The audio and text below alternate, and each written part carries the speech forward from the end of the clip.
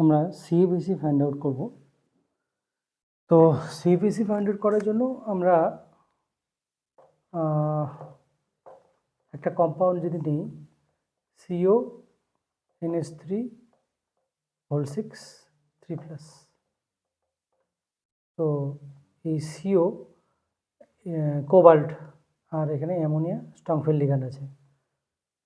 তো CO3+, এটা 4s2 3d7, but 3 electron চলে গেছে, তাই এটা হবে অ্যাকচুয়ালি 4s0 3d6, অর্থাৎ D6 কনফিগারেশনের জন্য আমাদের এই সিএফএসিটা ক্যালকুলেশন করতে হবে। তো এখানে স্ট্রংফিল্ড লিগ্যান্ড আছে, তো অবভিয়াসলি এটা পেয়ারিং হবে, তো আমরা ইজিলি ফাইন্ড আউট করতে পারবো। কি করে দেখো, এখানে আমরা জানি যে এখানে T2G আর এখানে EG হবে। তো T2G এবং EG-তে আমরা এটা T2G EG, this one is EG, আর এখানে ব্যারাই সেন্টার আছে। কন্ট্রিবিউশনটা এখানে হচ্ছে 0.-4 ডেলো আর আছে প্লাস 0.6 ডেলো।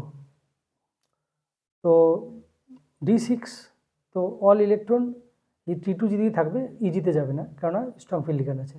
তাহলে 1 2 3 4 5 6, ক্যালকুলেশনটা কি হচ্ছে আমাদের সিএফএসি ক্যালকুলেশনটা হচ্ছে এই 6 ইলেকট্রনের জন্য, তাহলে 6 ইন্টু -0.4 হবে, তাহলে 6 ইন্টু -0.4 ইন্টু ডেলো, প্লাস এখানে কোনো ইলেকট্রন নেই, এই কন্ট্রিবিউশন নেবে না, তিনটে পেয়ারিং হয়েছে, তাহলে 3 পেয়ারিং এনার্জি, দেয়ারফর -2.4 ডেলো plus 3 pairing means 24 DQ plus 3 pairing, অর্থাৎ আমরা জানি যে 10 DQ that is equals to delta ও সিএফএসি স্প্লিটিং এনার্জি, তাই এটা হচ্ছে। তো অ্যান্সার হচ্ছে দিস ওয়ান।